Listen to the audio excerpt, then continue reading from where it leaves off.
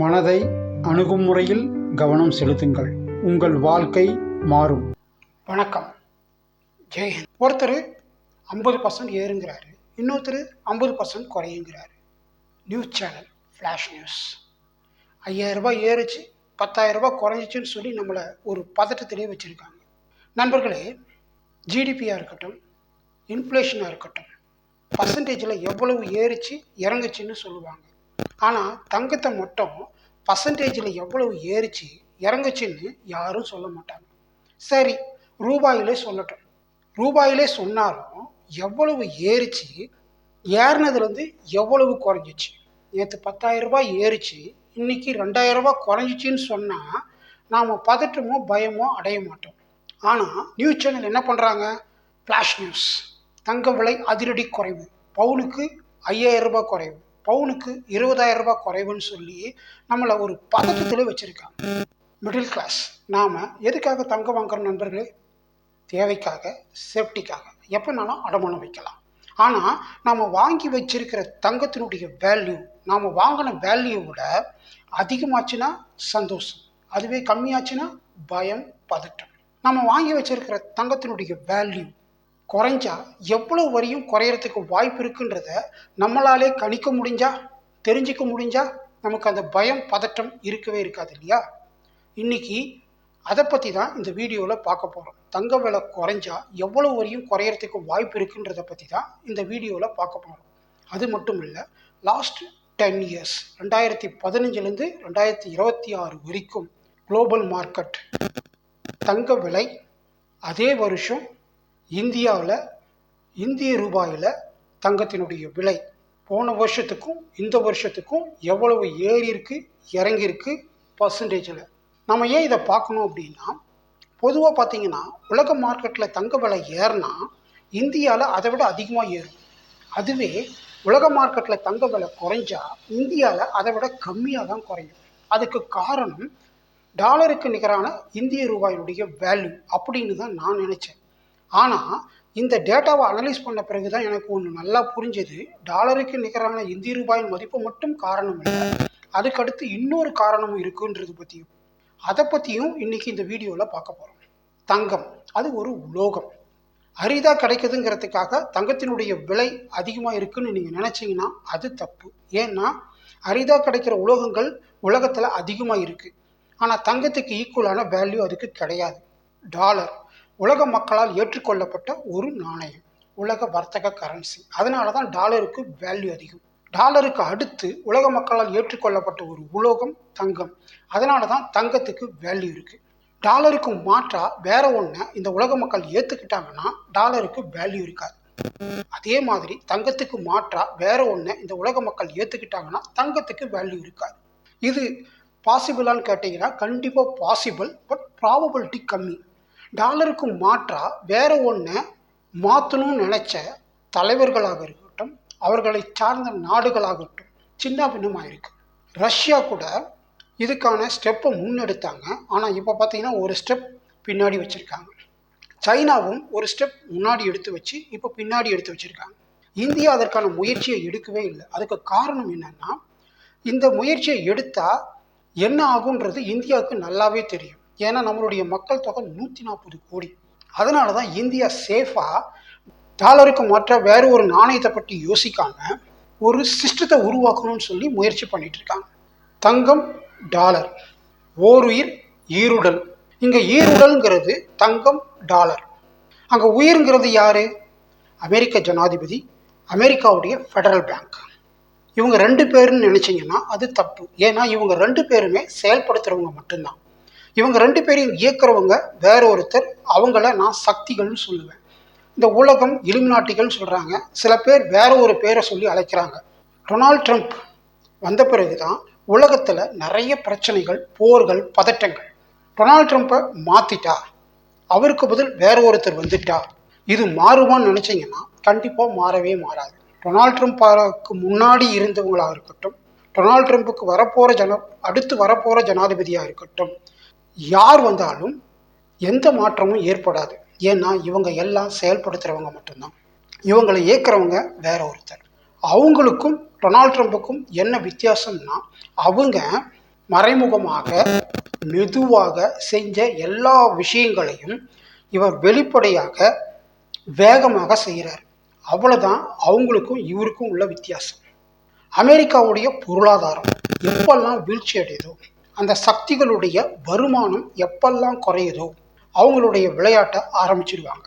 அதனுடைய விளைவுகள் தான் உலக நாடுகளில் நடக்கிற ஆட்சி மாற்றங்கள், ரிஜிம் சேஞ்ச், போராட்டங்கள், போர்கள், இவை எல்லாத்துக்கும் காரணம். அமெரிக்காவுடைய பொருளாதாரம் எக்ஸ்போர்ட், மேஜர் கமாடிட்டி எது? இராணுவ தளவாடங்கள், டெக்னாலஜி, ஆயில்.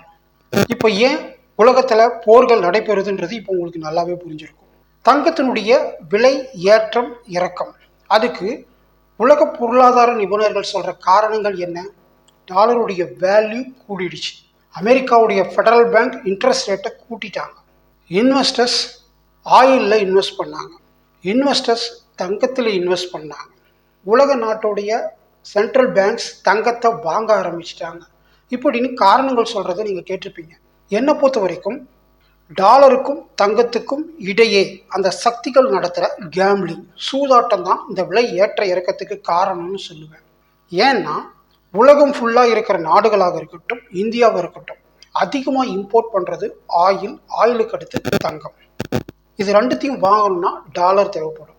இந்த சக்திகள் அவங்களுக்கு லாபம் வேணும்னா அவங்க ஆயிலில் ஒரு குறிப்பிட்ட லெவலுக்கு தான் விளையாடுவாங்க.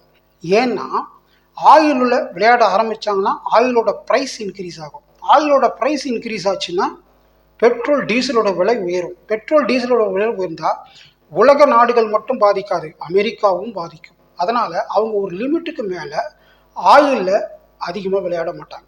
ஆயிலுக்கு அடுத்து அதிகமாக உலக நாடுகள் இம்போர்ட் பண்ணுறது எது? தங்கம். அதனால் அவங்களோட விளையாட்டு ஃபுல்லாக தங்கத்தில் தான்.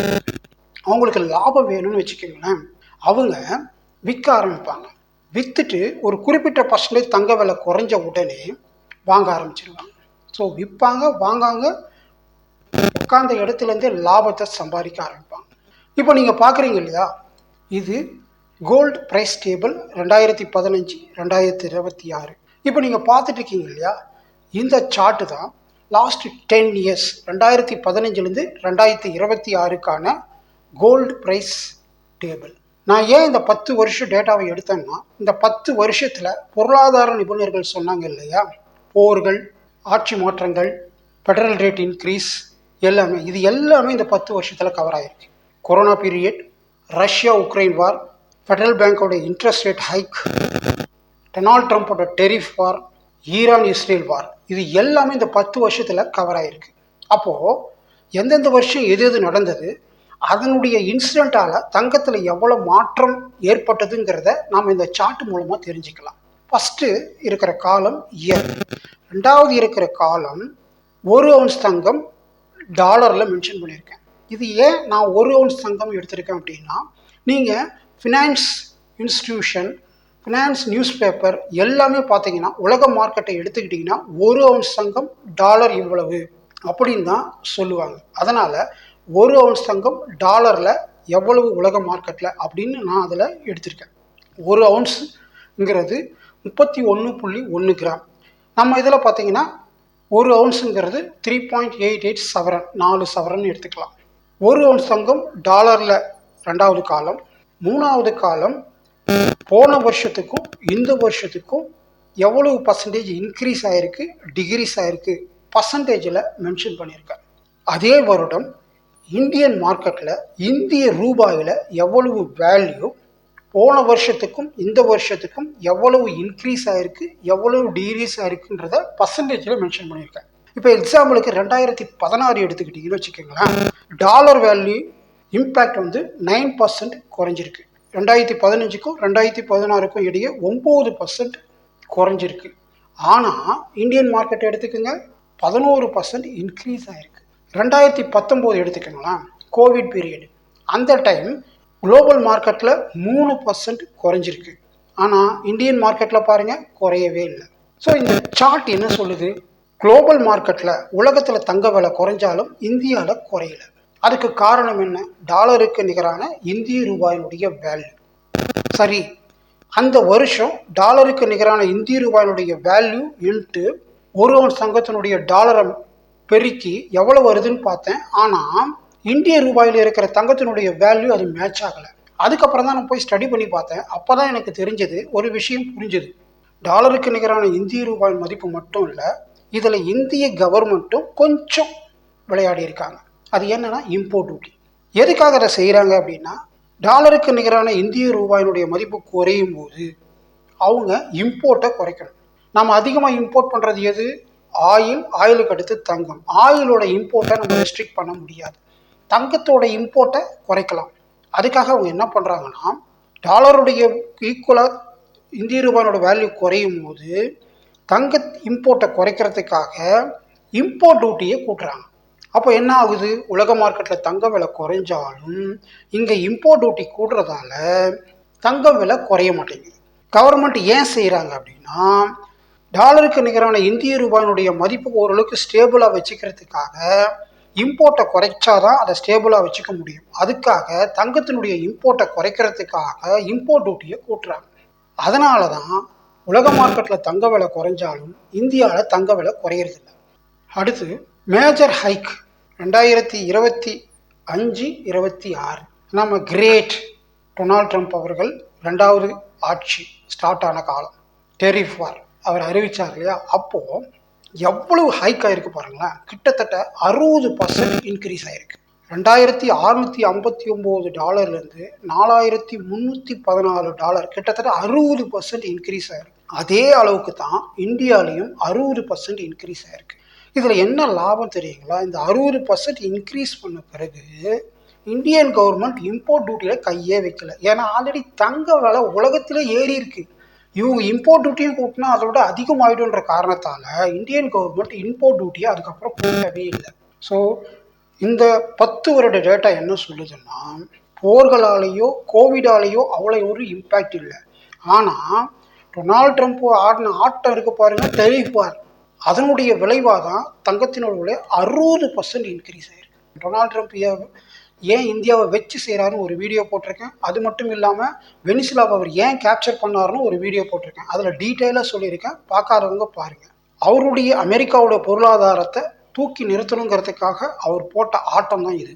இந்த டேட்டா இன்னொன்று நமக்கு சொல்லுது, குறிப்பாக இன்வெஸ்டர்ஸ்க்கு. 2015 விட 2026 குளோபல் மார்க்கெட்டில் கிட்டத்தட்ட 264% தங்க விலை கூடியிருக்கு. அதே இந்தியன் மார்க்கெட்டில் அதே அளவுக்கு தானே கூடியிருக்கணும், ஆனால் 493% கூடியிருக்கு. உலக மார்க்கெட்டில் விட 2 மடங்கு இந்தியன் மார்க்கெட்டில் தங்க விலை கூடியிருக்கு. உலக மார்க்கெட்டில் 2.5 மடங்கு தான் தங்கம் உயர்ந்திருக்கு, ஆனால் இந்தியாவில் 5 மடங்கு உயர்ந்திருக்கு. ஈரான் வார் ஸ்டார்ட் ஆயிடுச்சு. ஈரான் வார் ஸ்டார்ட் ஆன பிறகு தங்கத்தினுடைய விலை ஏற்ற இறக்கம் எப்படி இருக்குன்றதை பார்க்கலாம். இந்த 60% இன்க்ரீஸை பேஸ் பண்ணி உலக பொருளாதார நிபுணர்கள் சில பேர் என்ன சொன்னாங்கன்னா, 50% குறையறதுக்கு வாய்ப்பு இருக்குது அப்படின்னு நீங்கள் சொல்லி கேள்விப்பட்டிருப்பீங்க. அதுக்கு காரணம், டொனால்ட் ட்ரம்ப்போட கைங்கரியத்தால் 60% ஜம்ப் ஆச்சு இல்லையா, அது பழைய நிலைக்கு போகுங்கிற ஒரு கால்குலேஷனில் உலக பொருளாதார நிபுணர்கள் சில பேர் சொன்னாங்க. இப்போ நீங்கள் பார்த்துட்டு இருக்கிறது, டொனால்ட் ட்ரம்ப்போட கைங்கரியத்தால் 60% இன்க்ரீஸ் ஆனதுக்கப்புறம் ஈரான் வார் ஸ்டார்ட் 29 பிப்ரவரி ஸ்டார்ட் ஆச்சு. அன்னிலேருந்து 29 ஏப்ரல் வரைக்கும் தங்கத்தினுடைய விலை ஏற்றம் உலக மார்க்கெட்டில், இந்தியன் மார்க்கெட்டில். இதை நீங்கள் பார்த்தீங்கன்னு வச்சுக்கிங்க, தெளிவாக ஒரு விஷயம் சொல்லும். ஆவரேஜ் ஏற்ற இறக்கங்கள் தான் இந்த 2 மாதமும் இருக்குது. ஏன்னா இந்தியன் கவர்மெண்ட் இம்போர்ட் டியூட்டியில் கையே வைக்கல. அதனால் உலக மார்க்கெட்டில் எவ்வளவு ஏறிச்சோ அதே லெவல் தான் இந்தியன் மார்க்கெட்லேயும் ஏறுது. உலக மார்க்கெட்டில் எவ்வளவு குறைஞ்சிச்சோ அதே அளவுக்கு அதை விட கொஞ்சம் கம்மியாக தான் இந்தியன் மார்க்கெட்டில் குறையுது. உலக மார்க்கெட்டில் 5.8% ஏறிச்சுன்னா 6.1% குறைஞ்சிருக்கு. இந்தியன் மார்க்கெட்டில் 3.38% ஏறிச்சு, 3.56% குறைஞ்சிருக்கு. இந்த 10 வருஷ டேட்டாவாக இருக்கட்டும், இந்த 2 மாத டேட்டாவாக இருக்கட்டும், இதெல்லாம் நம்ம கம்பைன் பண்ணி பார்த்தோம்னா ஒரு கன்க்ளூஷனுக்கு வரலாம். என்னன்னா, இயர் வைஸ் பார்க்கும்போது உலக மார்க்கெட்டில் 9% வரையும் குறைஞ்சிருக்கு, ஆனால் இந்தியாவில் 1% தான் குறைஞ்சிருக்கு. அதுக்கு காரணம் டாலருக்கு நிகரான இந்திய ரூபாயினுடைய மதிப்பு, அது மட்டும் இல்லை இம்போர்ட் டியூட்டி. தங்க விலை குறைஞ்சா எவ்வளவு வரையும் குறையறதுக்கு வாய்ப்பு இருக்குன்றதை நாமளே எப்படி தெரிஞ்சுக்கிறது அப்படின்னு தானே ஒரு டாபிக் வச்சுருக்கேன். அதை பற்றி வரவே மாட்டேங்கிற அப்படின்னு நீங்கள் கேட்குறது எனக்கு புரியுது. ஸோ இந்த 10 இயர்ஸ் டேட்டா, இந்த 2 மாத டேட்டா எல்லாமே நம்ம அனலைஸ் பண்ணி பார்த்தோம்னா நம்ம இங்கே கன்க்ளூட் ஆகுறது என்னென்னா, உலக மார்க்கெட் எடுத்துக்கிட்டிங்கன்னா ஆவரேஜாக 5% அப் அண்ட் டவுன் ஏற்படுது. இந்தியாவை எடுத்துக்கிட்டிங்கன்னா 3% அப் அண்ட் டவுன் ஏற்படுது. இப்போது நம்ம இந்திய மார்க்கெட்டை பற்றி மட்டும் எடுத்துக்கலாம். இந்தியன் மார்க்கெட் இப்போ கரண்ட் ப்ரைஸ் 29th ஏப்ரல் பார்த்தீங்கன்னா 13,950 ரூபா. இது எவ்வளோ வரையும் குறையறதுக்கு வாய்ப்பு இருக்குன்னா 3% குறையறதுக்கு வாய்ப்பு இருக்குது. அதுக்கு நான் ஒரு எக்ஸாம்பிள் சொல்கிறேனே.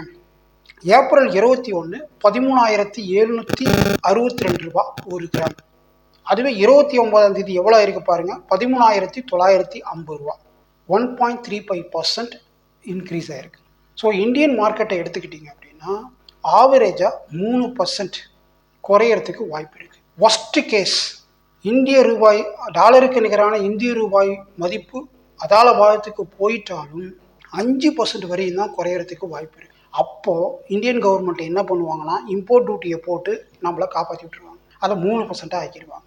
மார்க்கெட் ப்ரைஸ்லேருந்து 3% குறையறதுக்கு வாய்ப்பு இருக்குது. இதுதான் இந்த டேட்டா சொல்கிற ரிசல்ட். சில நிபுணர்கள் என்ன சொல்கிறாங்க அப்படின்னா, வார் எல்லாம் முடிஞ்சிட்டா, இப்போது ரஷ்யா உக்ரைன் வார், ஈரான் இஸ்ரேல் வார் இது எல்லாம் முடிஞ்சிடுச்சுன்னா நாடுகள் தங்களை சீரமைச்சிக்கிறதுக்காக டாலர்கள் தேவைப்படுது. அதுக்காக அவங்க என்ன பண்ணுவாங்கன்னா, தங்கத்தை விற்று டாலரை வாங்குவாங்க. அதனால் தங்கம் மார்க்கெட்டுக்கு வரும். தங்கம் மார்க்கெட்டுக்கு வந்தால் டிமாண்டை விட சப்ளை அதிகமாக இருக்கும். அப்போ தங்கம் விலை குறையறதுக்கு வாய்ப்பு இருக்குன்னு சொல்கிறாங்க. கண்டிப்பாக, நிச்சயமாக சப்ளை அதிகமாச்சுன்னா விலை குறையும். ஆனால் இங்கே இன்னொன்று நீங்கள் மறந்துடக்கூடாது. தங்கத்தை விற்று அவங்க எதை வாங்குறாங்க? டாலரை வாங்குறாங்க. அப்போது டாலருடைய வேல்யூ, டிமாண்டு கூடும். டிமாண்டு கூடுச்சுன்னா வேல்யூ கூடும். டாலருடைய வேல்யூ கூடுச்சுன்னா ஒவ்வொரு நாட்டோடைய கரன்சி வேல்யூ குறையும். அதுக்காக ஒரு குறிப்பிட்ட லிமிட்டுக்கு மேலே தன்னுடைய நாட்டோட கரன்சி வேல்யூ குறைஞ்சா இந்தியா பண்ணுற மாதிரி இம்போர்ட் டியூட்டியை போட்டு அதை மேனேஜ் பண்ணுற மாதிரி ஒவ்வொரு நாடுகளும் முயற்சி எடுப்பாங்க. அப்போது ஒரு குறிப்பிட்ட லெவலுக்கு தான் தங்கத்தை மார்க்கெட்டுக்கு கொண்டு வருவாங்க.